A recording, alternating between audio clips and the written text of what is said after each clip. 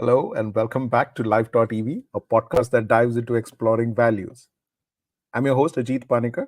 I lead an air conditioning company, Nova, and Pure Blue, a tech startup in the air conditioning domain. Every Saturday at 11 a.m., join us for conversations that go beyond business growth, focusing on the values that fuel it. Let's embark on a journey to uncover our true purpose and how we can grow by enriching our lives. Welcome to Life.EV, where we explore values in life and business. And I have with me Vivek Asrani. Hi, Vivek. How are you doing? Hi Ajit, I'm very well, thanks. How are you? Very good. This is the 19th week in a row that Wow. we've been there every Saturday at 11 a.m. So, to some of our viewers who are joining us for the first time, Vivek Asrani is the driving force behind Camo Fastener Company, a trailblazing company in the industrial fastener sector. What sets Vivek apart is his deep engagement with the exploration of values. For close to 4 years, he has dedicatedly penned his reflections on this topic every week. These insightful thoughts are accessible on his website, vivekasrani.com. Additionally, Vivek has authored the book One Day at a Time Reflections from Times of Silence, which further delves into his journey and insights. This thought provoking read is available on Amazon, offering readers a chance to engage with his profound understanding of values and their role in both personal and professional lives. In today's episode of Life.EV, we are delving into another compelling topic, and that's about understanding real success. Vivek, over to you on this reflection. This is also for me personally, Ajit, been one of those areas of life that has not been as clear because the world uh, teaches us that, and the world sees us successful when we achieve what we have set out to do. So, the world view of success is what we do. But real success lies not just in what we achieve, but also how we do it and what's happening within us when we're achieving what we're achieving. So, in my reflection, I've just touched upon what to me is real success. So, the first is an understanding that the result of everything that we do is a combination of our effort and circumstances. Circumstances not being in our control, the result is really not in our control. What is in our control is our effort. So, at the first level, my measure of success is have I given it my best and have I done everything that I could have? The second is that even as there is an external outcome to what I'm doing, there is also an internal outcome when I am doing something. So, my inner development then to me also becomes a measure of my success. If I am equanimous before I start something, if I'm focused while I'm acting, and if I am neither elated nor dejected after the result comes and there's no anxiety or stress after the result, then I know that I have succeeded in the truest sense. But if I achieve what I wanted to achieve, but with a lot of stress, with broken relationships, broken health, and constant stress and tension, then yes, I may have achieved in the eyes of the outer world, but have I really truly been successful? Uh, I mean, that's something I would then question. So, my second emphasis has always been on my inner state of mind and being while doing something to measure my own internal success. The third is recognizing that whatever I have achieved has not been just my own effort. There have been so many around me who've played a role to achieve what I have been able to achieve. And therefore, accepting the result with gratitude and humility and not becoming egoistic that I did it, to me is again, a real measure of success. Things will not always go our way. Our ability to have faith and acceptance, especially when the result is a little different than what we wanted it to be, but still maintaining that faith and acceptance, to me is a measure of a successful life. To feel great when things go my way, but to constantly blame life and complain when things are not going my way, I don't think that is success. So, that inner uh, awareness, acceptance, and faith is a measure. Next is, what is failure? I mean, failure is something that doesn't go the way we want it to go. But if we stop looking at failure as failure and rather as a milestone and a stepping stone for creating something bigger and better, then to me that is real success. Just not failing is not success. But learning from our failures, I think, is a success. And the final thing I would say is a successful life to me, Ajit, is when we have cared enough for people around us, and even if it be just a few people or that one person whose life we have made enrich, and whom we have really touched, I think that to me is having lived a successful life. Enriching somebody's life, somebody feels enriched because we were part of their life, is a successful life. So my reflection on what is real success is, exploring this aspect of success and this topic of success beyond what we've all been conditioned to, in saying that, okay, you set out a goal, and if you're ahead of the others and you achieve what you wanted to achieve, then you're successful. I think there's a lot more to understanding real success because it really ties in with our quality of life. As you said, it's not something that's so easy to kind of have clarity on. And often when it says success, the reference point is always the failure is often that reference to the scale of your success. And in your reflection you talk about building your faith when things don't go the way you want. And if you are able to build your faith when things are not going your way, you have succeeded. Now that's an interesting way to look at failure. Can you break this down into something more simpler for all of us to understand? I think to start off with, we've been conditioned to look at failure and success as two opposites, right? However, to me, failure and success are on the same continuum because they're both experiences and they are just different types of experiences. So, the moment we understand that, we stop looking at failure as a failure, but we just look at it as part of the same continuum. And with every what we call failure, I'm moving one step ahead on the continuum, closer to what we understand as success. Simple example, a scientist in a laboratory working on something which they're trying to create or invent, right? The scientists never get it right on the first experiment or the first shot. What happens with every trial which doesn't work? They start eliminating. Okay, not this, not this, not this. This is not working, and slowly they come to the point where they have the breakthrough. So failure and success, to start off with, are not opposites. They're part of the same continuum. So once we start viewing it that way, if I have failed, it only means that I'm just a few steps behind where I need to be. So let me give you an example from business context, and this happens at a workplace all the time, right? We make mistakes. Things don't go the way we uh, expect them to, we want them to.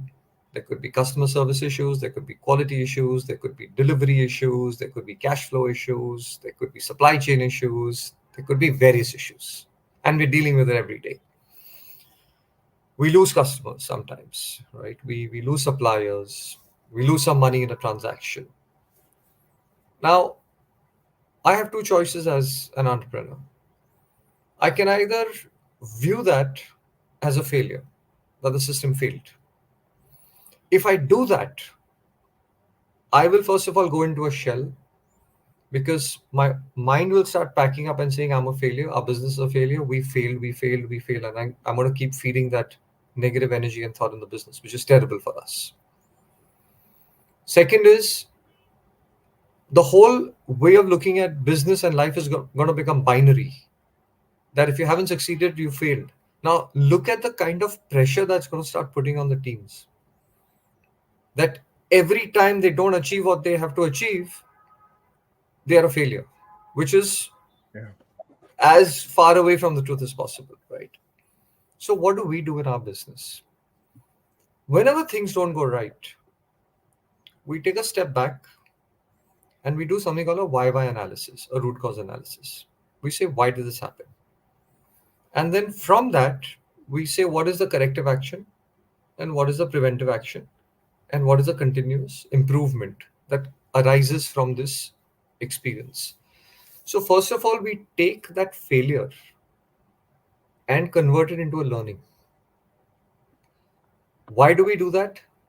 Going to your original question, because we have the faith that there is an answer, we just didn't get it right this time.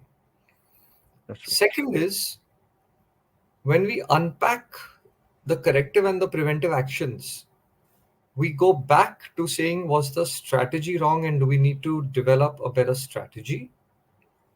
We said, was some of the processes that we are running not as good as they should be, so we kind of reinvent ourselves. We go to analyzing, was the execution not as good as it should be, so is there a need for either a competency enhancement or a training need? Now all that is done with the faith and the understanding that the answer exists, because we know that we are on the right path.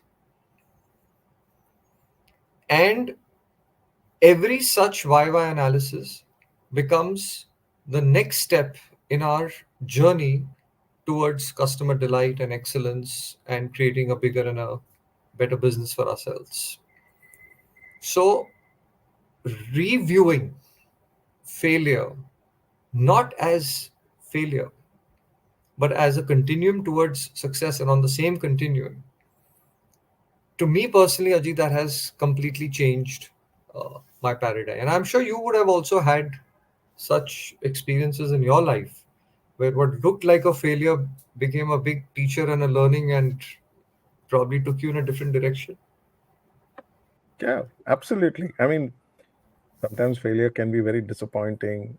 It's there are two ways: either you take it uh, and then go downhill all through and through, or you take it with a smile and say that, okay, you work on the why, and how do you say that, listen, how can I go from here and do it? And that's what happened with us when we had a difficult time at business. We took some hard nosed decisions, very difficult times, but then from there we were able to innovate and come up with a whole new business model, which we wouldn't have probably come up if everything was just going the way it was. And we believe that this whole new business model is something really big.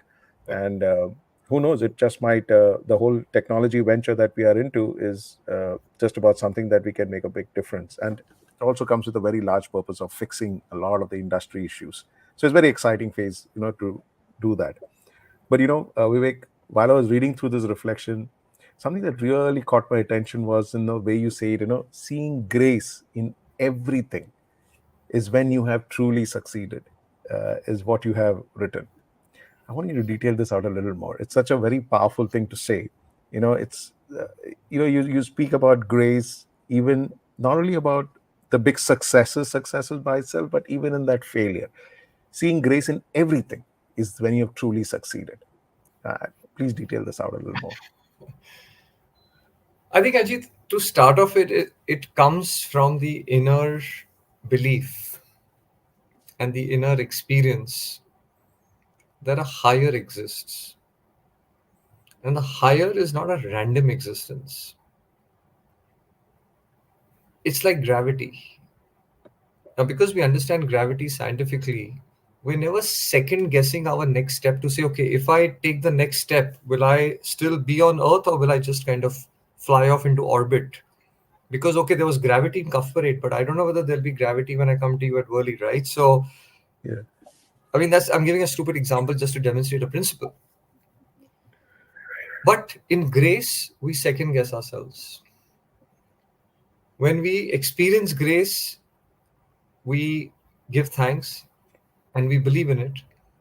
And when the world tests us and the universe tests us, we forget that the grace exists. It's not random. So first is living with that sense that grace is there. There is a higher. Second is living with the experience and the belief, not just the understanding, but the true belief that it is within me as well. It is not something randomly out there which I need. It's not like some code or a number I need that if I forget the code, I can't access it. So it's not that way, right? And third is learning to see it in the smallest things and the biggest things. Let me share a few, business and personal examples, which is when my own understanding of this became so much clearer. I remember there was this one day, and I just started my business. I needed 5 lakhs of rupees to clear a consignment. We had zero bank limits. I didn't have the money in the bank. Consignment was reaching in 2 days, and I was walking around the building below our office, literally just taking circles, like walking around, asking a question. What should I do? What should I do? What should I do? Literally, just, and we all do it as entrepreneurs when you're just walking with a problem, like, what do I do? What do I do? What do I do? And you won't believe it. The phone rings, and an aunt of mine calls, and she says, Vivek, an FD of mine has just matured. It's about 6 lakhs of rupees. Would you keep the money for me on interest? I said, keep the check ready in this name. I'm coming to your house in half an hour to pick up the check. All right. Yeah. In life, there are no coincidences. I'll give you another example. When I was 27, I came back from a run. I started coughing. The whole basin was red. I was throwing up blood, advanced stages of tuberculosis. My doctor put me on 9 months of medication, but my neighbor was a Parsi naturopath. He said, go and live in Panchkani. So that time I was part of a youth organization. There was an NGO in Panchkani that I called. I said, listen, you guys have a center there. Can you help me find a house? They said, come and stay with us. And I stayed there for 4 months.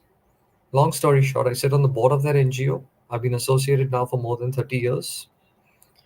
And uh, I sit on the Swiss NGO. Uh, and that NGO has called Initiatives of Change, has been such a deep influence in my life personally and in shaping my business thinking. It was one of the best things that ever happened to me in my life. Okay, my illness was the best thing that ever happened to me, but it was a hand of grace that it happened, and I, because of that, I reached Panchkani, and because of that, I got connected, and because of that, a lot of other things happened, and I met some of the most fabulous people in my life. It couldn't be my thinking. It was in my, I could see the hand of grace over there. And when I came back, Ajit, I couldn't run more than 500 meters. Okay, after 9 months when I was allowed to exercise. And it took me 3 years to build a stamina of up to, I think, 5 kilometers, 10 rounds of the ground. And one day my cousin Vidhi, she's saying, Bhaiya, why aren't you running the marathon, half marathon? I said, are you crazy? She's saying, how much can you run? I said, I'm doing 5. I think I can do 8. She's saying, okay, train up to 11 at least. I said, okay, I'll train 11. I'll run halfway. I'll turn around and then I'll see. I'll run whatever I can. Balance, I'll walk. And halfway we turned around. From VT, we ran to Mela and then turned around. And I kept running, kept running, kept running. And before I knew it, I'd crossed the finish line. That's right. And I sat down and I only said one thing to myself. There has to be grace in this. There's no way I could have, who couldn't run 500 meters, was throwing up blood, couldn't have finished a half marathon. Right? So when I go through experiences like this, okay, for me, the hand of grace in failures and holding me through success is something that I can't quantify and explain. But if we have that faith and belief, then one experiences it. And then nothing in life is a failure. It's just another experience taking us closer to where we need to be. How amazing is that? Fantastic. Well, that's just the time that we have for today's discussion. But in continuation of today's discussion, next week on Saturday, we're going to talk about the precious things in our life. And that's what our topic is for the next Saturday at 11 a.m.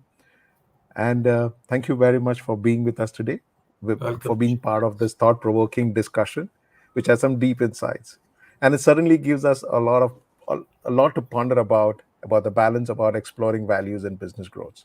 Now, I encourage each of you to not just keep these ideas to yourself. Share this episode with your friends, colleagues, and family, and ask them, what do you think? Spark a conversation and see where it leads. and join the dialogue on our social media platforms. Share your questions, your learnings, and the insights you have gained from this episode. It's through these shared experiences and perspectives that we all grow and learn. So don't hesitate to reach out and contribute to this ongoing conversation. Your voice matters in shaping a more ethically driven business world. Well, that's it for today. Join us next week for another enriching episode of Life.EV, where we continue our exploration into the fascinating world of exploring values in our lives. Vivek, thank you very much for your valuable contributions today, and we look forward to diving deeper into these critical discussions in our next session. So, see you next week, where we have a topic on the precious things in our life. Thank you for listening, and remember to reach out to your friends and get a conversation going on life exploring values. Thank you, Vivek. Thank you very much. Welcome, Ajit. Thanks. Bye. Bye bye.